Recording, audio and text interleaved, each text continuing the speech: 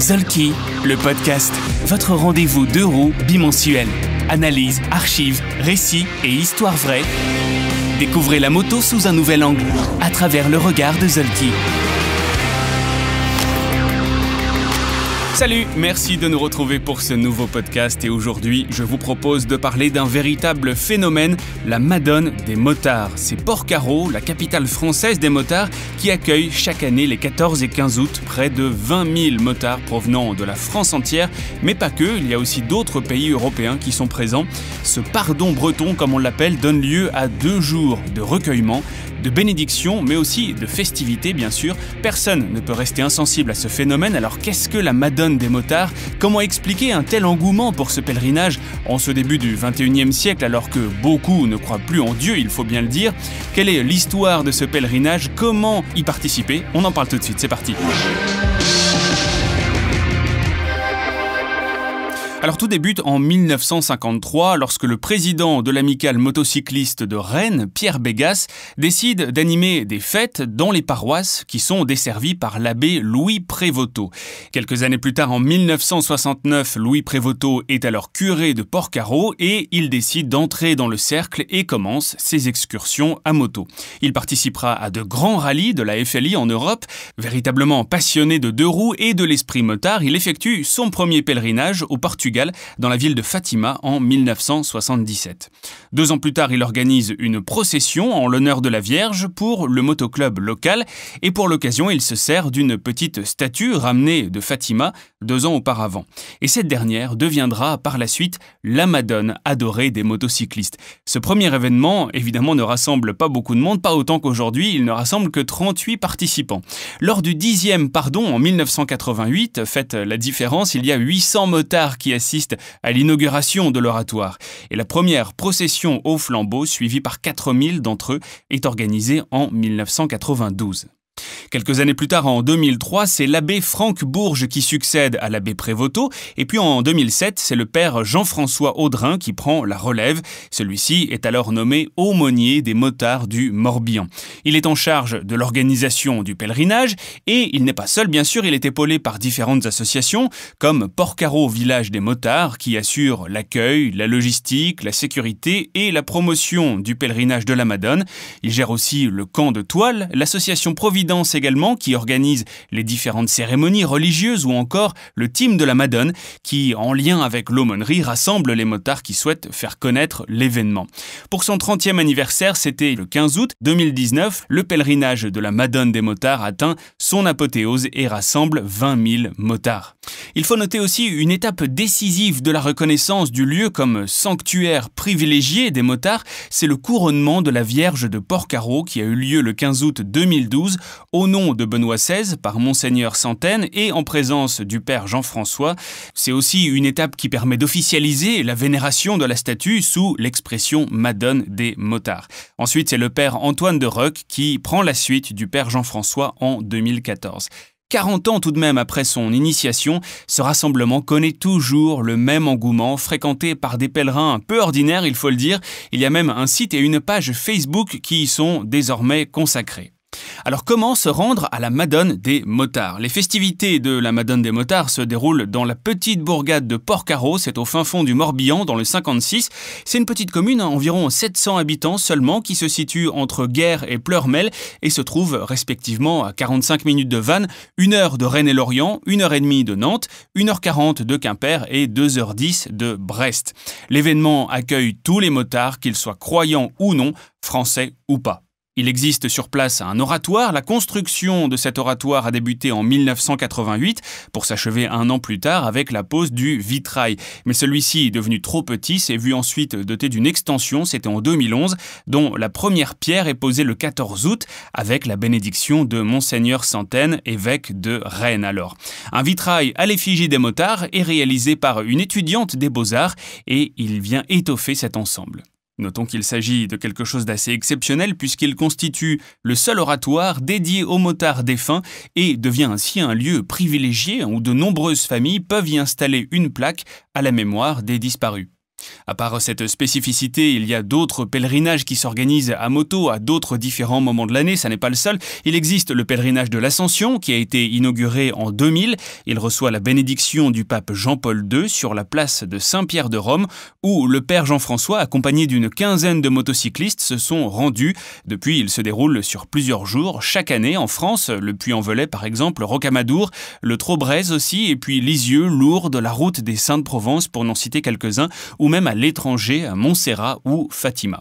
Il existe aussi le pèlerinage des motards finistériens à Penarbed, afin d'organiser leur pardon sous le patronage de Saint-Colomban. Les motards du Finistère organisent tous les ans à la fin juin ce pèlerinage qui dure 2 jours. Il y a une nuit qui est même prévue à Châteaulin.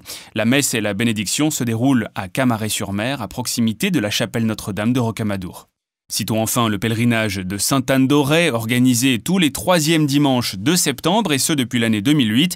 Il est dédicacé à la patronne de Bretagne. Son départ s'effectue depuis Porcaro, justement, puis une visite des lieux, une messe et la bénédiction des motos qui se déroule en matinée à Sainte-Anne-d'Auray. Après un pique-nique s'ensuit, bien sûr, une balade. Alors, de façon plus concrète, il y a le fait d'assister, mais il y a aussi le fait de pratiquer, on va dire entre guillemets, comment faire bénir sa moto. Tous les 15 août, les motards qui sont tous accueillis, sans exception, peuvent faire bénir leur mécanique. En dehors de cette date, le service peut aussi être organisé pour les groupes de passage, par exemple, et c'est faisable en contactant l'aumônerie, Léopold ou le père Antoine.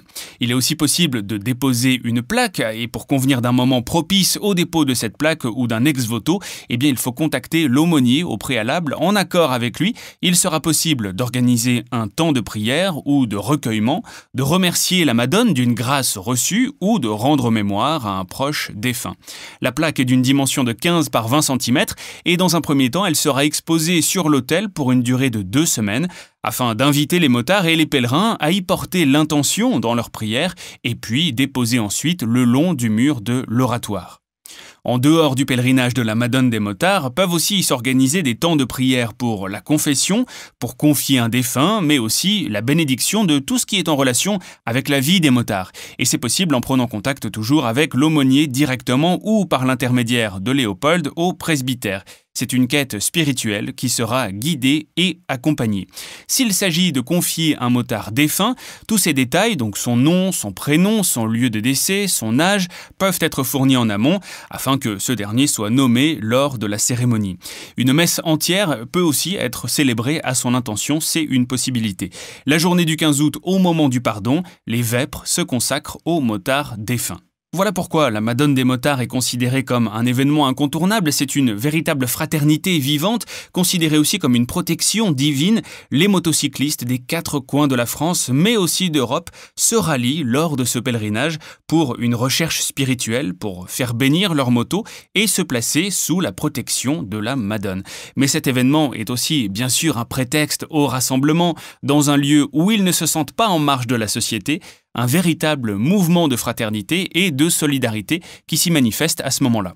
On s'y recueille, bien sûr, mais c'est aussi un lieu de fête. Les 14 et 15 août, la ville de Porcaro se transforme réellement en suivant sensiblement un programme similaire chaque année. Ce rassemblement de motos s'ouvre avec l'inauguration du camp de toile. C'est un campement pour les pèlerins lors de ces 2 jours. S'ensuivent les temps de célébration, de prière. Après les vêpres du 14 août, les concerts de groupes locaux non religieux cette fois, et puis la procession au flambeau qui se succède dans une ambiance festive. La journée du 15 débute généralement par un petit déjeuner, suivi d'une messe motarde et de la bénédiction. L'après-midi laisse place à la balade. Et puis, il est intéressant de noter qu'en dehors du temps de pèlerinage, le presbytère de Porcaro, qui occupe une maison du diocèse de Vannes, continue à maintenir son rôle hospitalier pour tous les motards de passage. Sa majeure affectation réside dans l'aumônerie de ces derniers.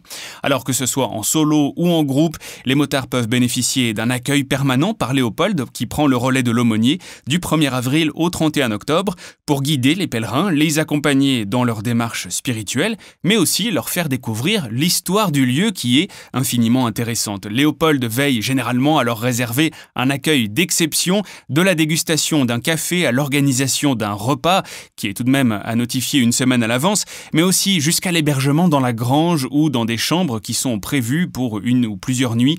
Cette hospitalité symbolise l'invitation à la charité du Christ envers tous les pèlerins. Et bien entendu, si la Madone est devenue aussi populaire jusqu'à aujourd'hui, c'est parce que les pèlerins motocyclistes ont conscience des dangers routiers et de leur passion. L'aumônier bénit leur mécanique, mais les incite également à faire preuve de responsabilité et de civisme sur les routes, de veiller à être les garants de la sécurité routière grâce à la discipline et à la prudence.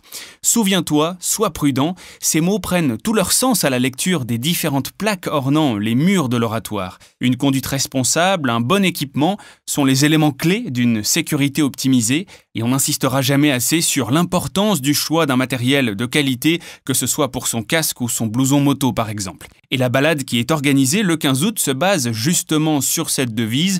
Procurant des tests d'alcoolémie, les bénévoles veillent à ce que tous les conducteurs affichent un taux 0. Certains bénévoles sécurisent les intersections du parcours, alors que des motards sont disséminés au sein du cortège pour surveiller le comportement adéquat des participants. La devise « Souviens-toi, sois prudent » orne les affiches et les autres outils de communication qui existent, mais également les écussons à broder sur son blouson moto.